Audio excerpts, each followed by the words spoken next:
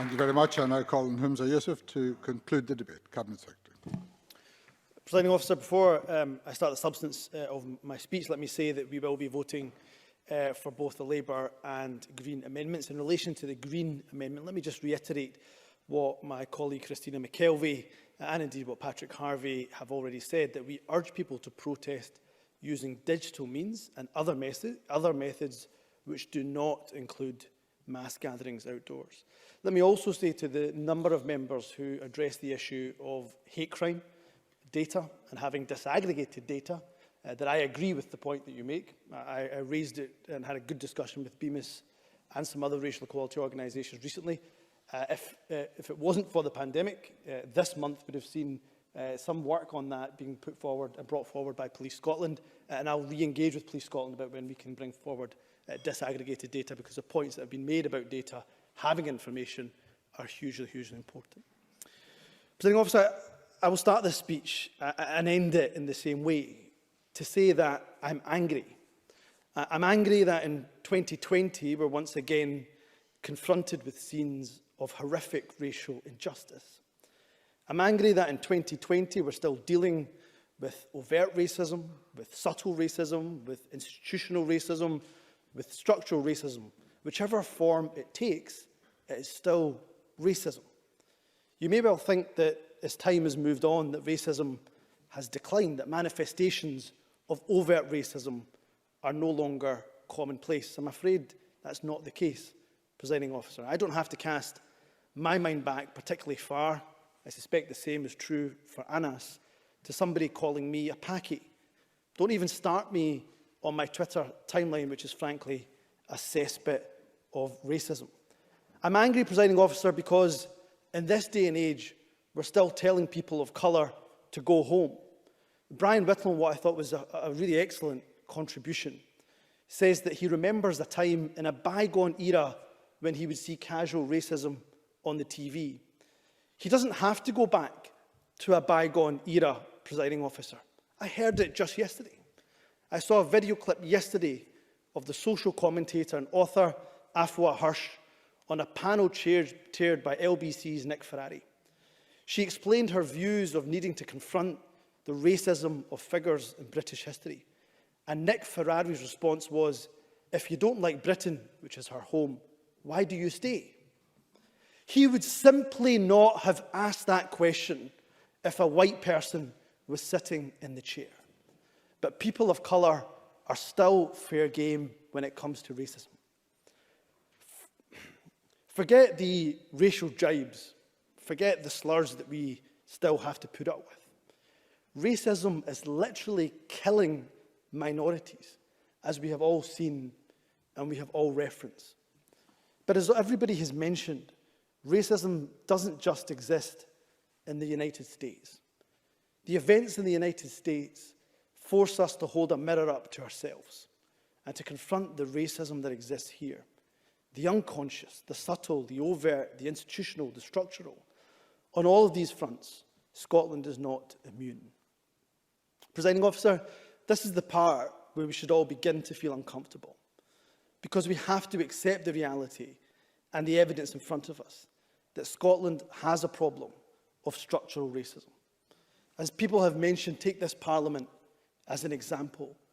Over 300 MSPs have come and gone out of this Parliament, our nation's Parliament, and in 20 years, not a single black member of the Scottish Parliament. Our shame. Not a single female woman of colour, to our shame. And the only 4 ethnic minority MSPs have all been Scots Asian males. And take Anas and I, we're hardly even diverse between us. Both male, both born and raised in Glasgow's South Side, both in our mid-30s, both went to the same private school, both middle class. Our fathers even come from the same region in Pakistan. His father happens to be the governor of that region. My dad didn't quite get there. The Conservatives, the Greens, the Liberal Democrats, they've never had a single person of colour make up their ranks in 20 years of devolution. I don't say that to point the finger. I say that because you know we have to make change. They've never had a single MP from Scotland that has been non-white in their history. And to my colleagues on the government bench, we know that we are not immune either. Some people were surprised. They were taken aback even by the mention on my social media that 99% of the meetings I go to, I'm the only non-white person in the room. But why are we so surprised when the most senior positions in Scotland are filled almost exclusively by those who are white? Take my portfolio alone. The Lord President, white. The Lord Justice Clerk, white. Every High Court judge, white. The Lord Advocate, white. The Solicitor General, white. The Chief Constable, white. Every Deputy Chief Constable, white. Every Assistant Chief Constable, white. The Head of the Law Society, white. The Head of the Faculty of Advocates, white. Every Prison Governor, white. And not just Justice. The Chief Medical Officer, white. The Chief Nursing Officer, white. The Chief Veterinary Officer, white. The Chief Social Work Advisor, white. Almost every trade union in this country headed by people who are white. In the Scottish Government, every Director General is white. Every chair of every public body is white. That is not good enough. I don't doubt that if I looked across the private sector, that black and minority ethnic people would similarly be underrepresented at senior levels. This is a collective failure on every single one of us. So I hope we're sitting uncomfortably, because these should be uncomfortable truths for us all. So don't just tweet Black Lives Matters. Don't post, or don't just post a hashtag. Don't just take the knee. As people of colour, we don't need your gestures. Yes, solidarity is helpful, but what we need from you is action, and for you to be anti-racist by your deeds. Don't just tell us how you are not a racist. I take that as a bare minimum. You must be anti-racist. Many people have rightly mentioned Sheikh Obayo in this debate. Let me start by saying how much I too admire the dignity of the Bayo family that Claire Baker referenced in her speech. They have shown great dignity on their journey, on their long journey for answers. They have every right to be angry at how long they have been fighting for those answers. As the public inquiry is established, I obviously won't prejudice that inquiry. I will simply say this, that when the state is faced with such tragic circumstances, we have a choice. We either attempt to hide the truth, or we go in search of the truth. I hope by instructing the setting up of a public inquiry, we've demonstrated this government is seeking the truth in this matter.